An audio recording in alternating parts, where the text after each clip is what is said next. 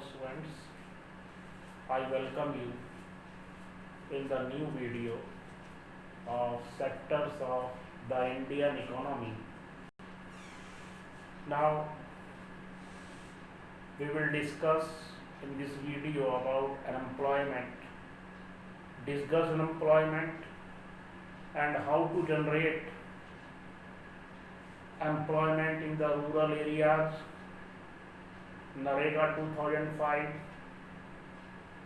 Now we come on the unemployment. Unemployment in a situation where a person willing to work on a prevailing wage but he could not find gainful work.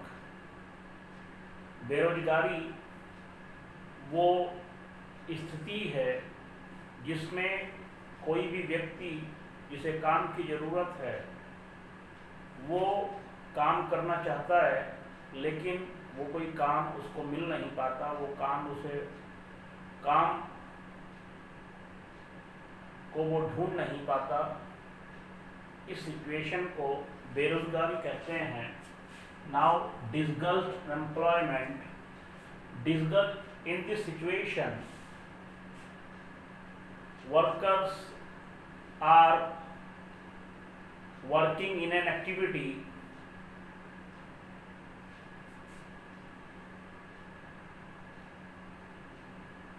more than required.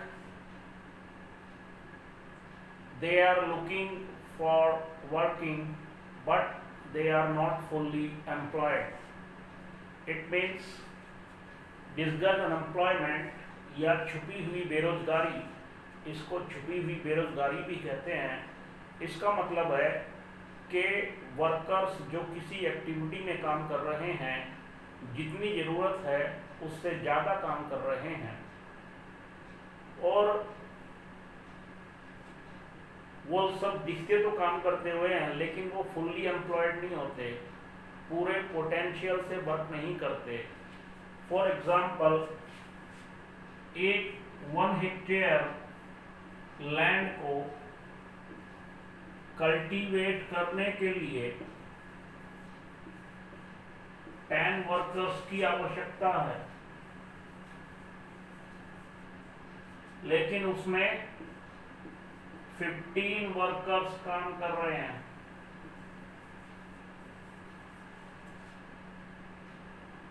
It means ये जो 5 worker हैं ये डिसगस्ड employment का शिकार हैं और यदि उस एक्टिविटी से ये 5 वर्कर हटा लिए जाएं तो प्रोडक्शन विल नॉट सफर। यदि ये 5 वर्कर जो एक्स्ट्रा हैं उनको हटा दिया जाए उस काम से, उस एक्टिविटी से, तो प्रोडक्शन पे कोई फर्क नहीं पड़ता, प्रोडक्शन उतना ही होता है जितना 10 वर्कर्स के काम करने पे होता है। इट मीन्स ये 5 जो वर्कर्स हैं ये डिसगस्ड एम्प्लॉयमेंट का शिकार हैं। इसी को छुपी हुई बेरोजगारी कहते हैं। छुपी हुई बेरोजगारी का मतलब है किसी एक्टिविटी में काम करने के लिए जितने लोगों की आवश्यकता है उससे ज़्यादा लोग उसमें लगे हुए हैं। वो दिखते तो सब काम करते हुए हैं लेकिन वो अपने फुल पोटेंशियल से, जितने उसमें वर्क एफिशिएंसी है उससे वो काम नहीं कर पाते और वो फुल्ली एम्प्लॉयड भी नहीं होते। यदि किसी 1 हेक्टेयर लैंड को कल्टीवेट करने के लिए 10 वर्कर्स की ज़रूरत है और 15 वर्कर्स वहाँ पे वर्क कर रहे हैं, तो इसका मतलब क्या है, ये जो 5 वर्कर हैं ये डिसगस्ड अनएम्प्लॉयमेंट का शिकार है। और यदि इन 5 वर्कर्स को उस एक्टिविटी से हटा दिया जाए तो जो प्रोडक्शन है, जो उत्पादन है, will not suffer. It means production उतना ही होता है जितना 10 वर्कर्स के करने पर हो रहा था और 15 वर्कर्स के करने पे भी प्रोडक्शन वही रहता है। इट मीन्स जो 5 लोग हैं, जो 5 लोग एक्स्ट्रा हैं, वो डिस्गस्ट एम्प्लॉयमेंट का शिकार हैं। इसके जो करेक्टरिस्टिक्स हैं डिस्गस्ट एम्प्लॉयमेंट के, ये disgust employment mainly agriculture sector में होता है।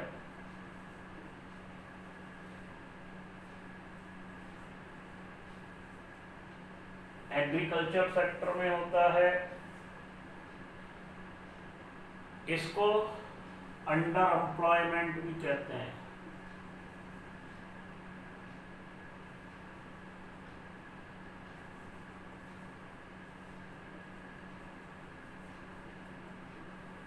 इसे अंडर एम्प्लॉयमेंट भी कहते हैं। क्यों कहते हैं? क्योंकि यहाँ पे जो वर्कर है वो अपने फुल पोटेंशियल से, जो उसमें वर्क एफिशिएंसी है, उससे वो काम नहीं कर पाता। तो डिस्गस्ट एम्प्लॉयमेंट, डिस्गस्ट अनएम्प्लॉयमेंट या छुपी हुई बेरोजगारी, वो बेरोजगारी है जिसमें जितने लोगों किसी एक्टिविटी को पूरा करने में जितने लोगों की आवश्यकता होती है उससे ज़्यादा लोग काम कर रहे हैं, तो वो डिस्गस्ट अनएम्प्लॉयमेंट है। फॉर एग्जाम्पल, किसी 1 हेक्टेयर लैंड को कल्टीवेट करने के लिए 10 वर्कर्स की आवश्यकता होती है और 15 वर्कर्स उसमें काम कर रहे हैं, तो 5 वर्कर्स जो हैं वो डिस्गस्ट अनएम्प्लॉयमेंट का शिकार हैं। और यदि इन 5 वर्कर को हटा दिया जाता है तो जो प्रोडक्शन है उस पर कोई फर्क नहीं पड़ता। और उसके जो करेक्टरिस्टिक्स हैं कि ये जो अनएम्प्लॉयमेंट है ये एग्रीकल्चर सेक्टर में ज़्यादा मिलता है और ये इसको अंडर एम्प्लॉयमेंट भी कहते हैं। Now next, how to create, how to generate employment in rural areas in India.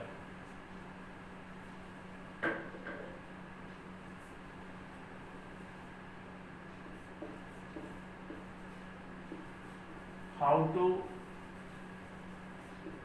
create employment in rural areas।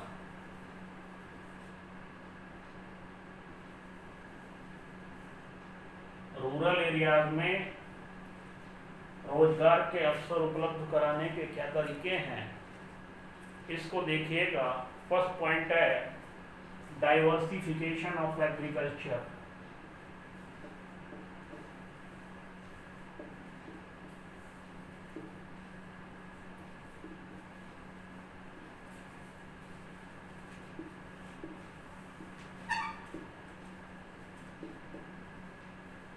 Diversification of agriculture means are farmers growing the limited crops।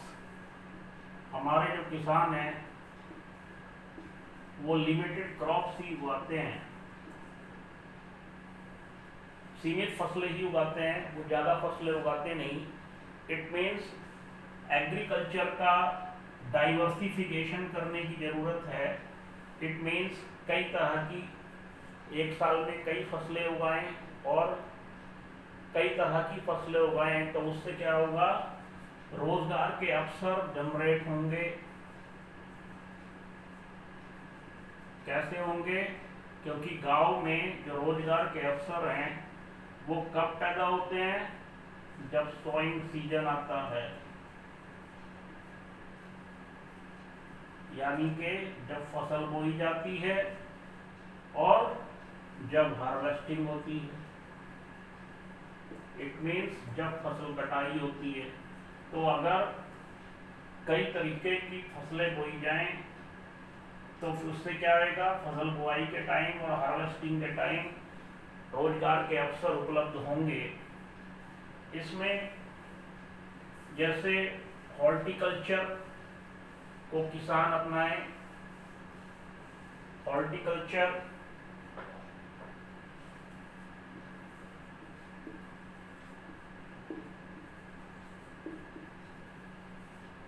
Horticulture means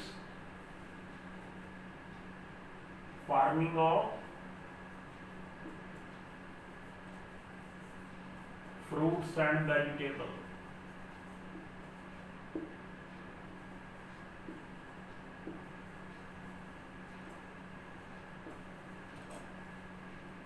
horticulture, जैसे किसान क्या करें, fruits and vegetables की खेती करें, horticulture अपनाएं, pisciculture अपनाएं, pulses का प्रोडक्शन करें, दालें उगाएं, और जो ऑयल सीड्स हैं उनकी खेती करें। इससे क्या होगा, खेती का डाइवर्सिफिकेशन होएगा। हर्बल फार्मिंग करें, तो खेती के डाइवर्सिफिकेशन होने से गांव में, देहात में रोजगार के अवसर उपलब्ध होंगे, रोजगार के अवसर जनरेट होंगे, रोजगार के नए अवसर बनेंगे।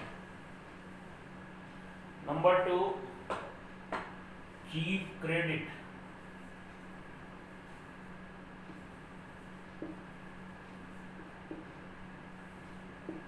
सस्ता लोन, सस्ता कर्ज, ऋण। जो गवर्नमेंट है उसे क्या करना चाहिए, मोटिवेट करना चाहिए कमर्शियल बैंक्स को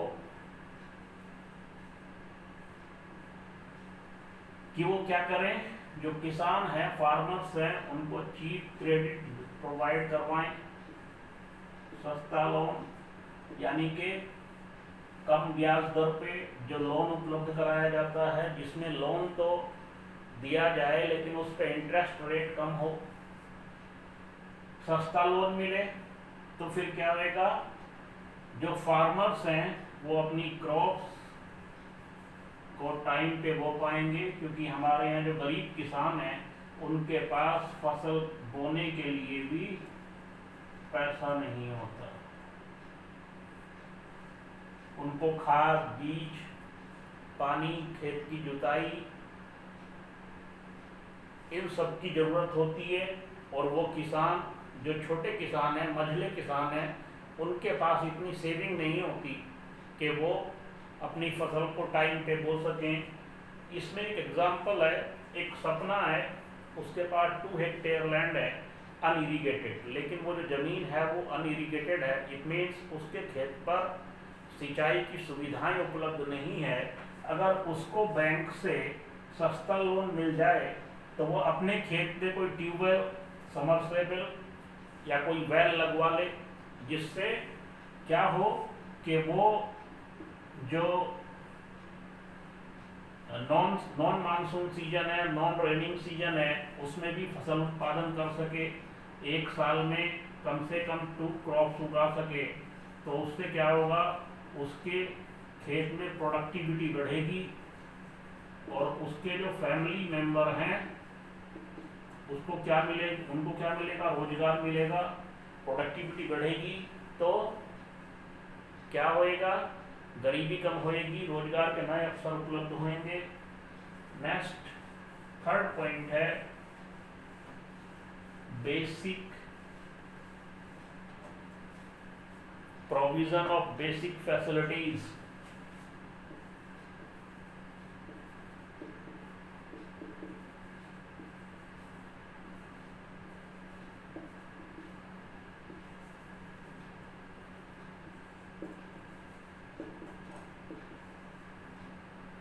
गवर्नमेंट को क्या करना चाहिए कि जो बेसिक फैसिलिटीज हैं, जो मूलभूत सुविधाएं हैं या बेसिक इंफ्रास्ट्रक्चर है, उस पे काम करें, उस पे पैसा इन्वेस्ट करें। किस पे, रोड पे, ट्रांसपोर्ट पे,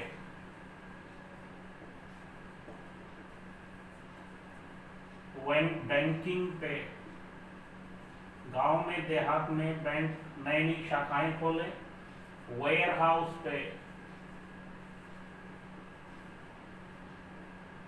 स्टोरेज पे। इट मीन्स कि सरकार को कुछ पैसा इन्वेस्ट करना चाहिए रोड्स पे, ट्रांसपोर्ट पे, जिससे रोड और ट्रांसपोर्ट पे पैसा अगर गवर्नमेंट खर्च करेगी तो क्या होएगा कि जो गांव हैं, जो विलेज हैं, उनकी कनेक्टिविटी बड़े शहरों से होएगी, तो गांव में खेतों में जो प्रोडक्शन हुआ फसल का वो शहरों तक पहुंचेगा, किसान को अपने फसल का अच्छा दाम मिलेगा, और बैंकिंग अगर बैंक उपलब्ध होंगे तो किसानों को साहूकारों के चक्कर में नहीं फंसना पड़ेगा। जो लोग कर्ज के जाल में फंस जाते हैं साहूकारों के और हाई इंटरेस्ट रेट पे पैसा देने के लिए मजबूर होते हैं, वेयर हाउस होंगे, माल गोदाम होंगे, तो वहाँ अपना सामान, अपना फसल का जो उत्पादन है वो रख सकेंगे, और स्टोरेज। तो इस तरीके से गवर्नमेंट को गांव में बेसिक फैसिलिटीज प्रोवाइड करवानी चाहिए। और नेक्स्ट है promotion of local industries. Number 4,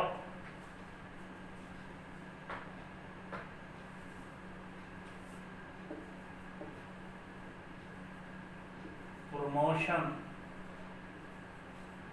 of local industries।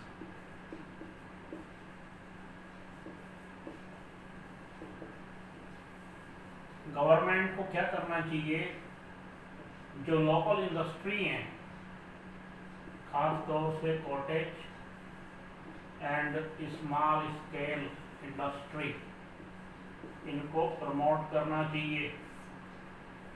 उनको वो काम, उसमें प्रोडक्शन हो। कॉटेज का मतलब होता है कुटीर उद्योग, और स्मॉल स्केल लघु उद्योग। कॉटेज का मतलब होता है एक घर के अंदर जो फैमिली मेंबर्स हैं वो मिलकर के किसी काम को करते हैं, जैसे पापड़ बनाना, नमकीन बनाना, कढ़ाई का काम, सिलाई का काम, मैट बनाना, मूढ़े बनाना, वो क्या हुआ, कॉटेज इंडस्ट्री। और स्मॉल स्केल इंडस्ट्री जिसमें लगभग 100 वर्कर्स काम करें। तो गवर्नमेंट को क्या करना चाहिए, ये जो कॉटेज इंडस्ट्री हैं, स्मॉल स्केल इंडस्ट्रीज हैं, इनका प्रमोशन करना चाहिए, इनको चीप क्रेडिट प्रोवाइड करवाना चाहिए।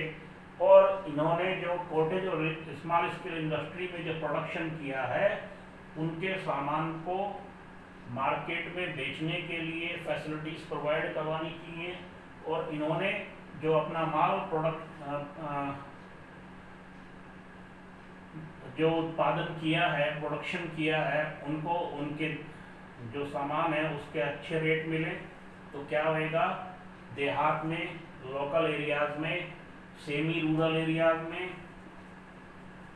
सेमी रूरल एरियाज मीन्स दूर दराज के गांव, जो शहर से, बड़े शहरों से बहुत दूर होते हैं, मेन हाईवे से बहुत दूर होते हैं, वो होते हैं semi rural areas.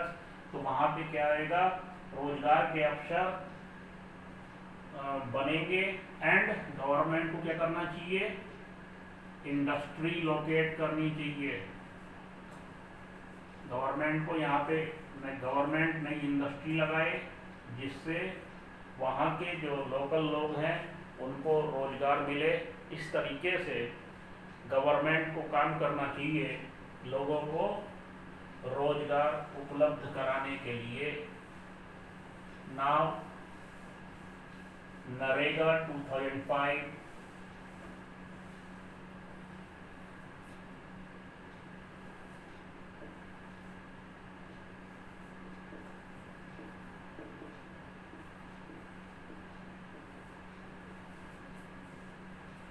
NREGA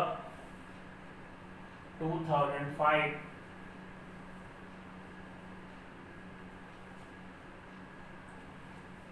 central government ने इंडिया में कॉन्स्टिट्यूशन में अमेंडमेंट करके लोगों को राइट टू वर्क दिया।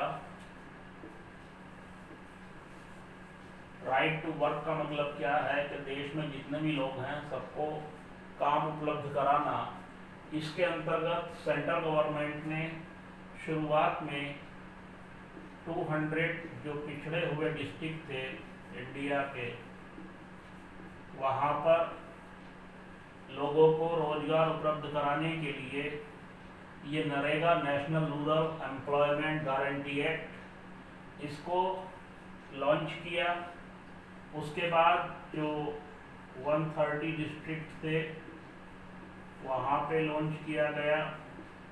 इसके अंतर्गत क्या होता है कि गांव में देहात में गवर्नमेंट लोगों को साल में कम से कम 100 डेज का काम प्रोवाइड करवाने का उसने अधिकार दिया है। लोगों को लगभग 100 डेज का काम प्रोवाइड करवाया जाता है, लोगों का नाम रजिस्टर किया जाता है। इसे अब मनरेगा कहते हैं। और लोगों को कम से कम 100 दिन का रोजगार उपलब्ध कराया जाता है। जो लोग काम की तलाश में हैं गांव में देहात में और जिनको काम नहीं मिल रहा है, वो गवर्नमेंट ने राइट टू वर्क के अंतर्गत नरेगा 2005 में लॉन्च किया। इसमें 100 डेज के रोजगार की गारंटी है और यदि गवर्नमेंट 100 डेज का रोजगार नहीं उपलब्ध करा पाती तो फिर अनएम्प्लॉयमेंट अलाउंसेस दिए जाते हैं। गवर्नमेंट उनको बेरोजगारी भत्ता देती है। ये था नरेगा 2005। Now thank you.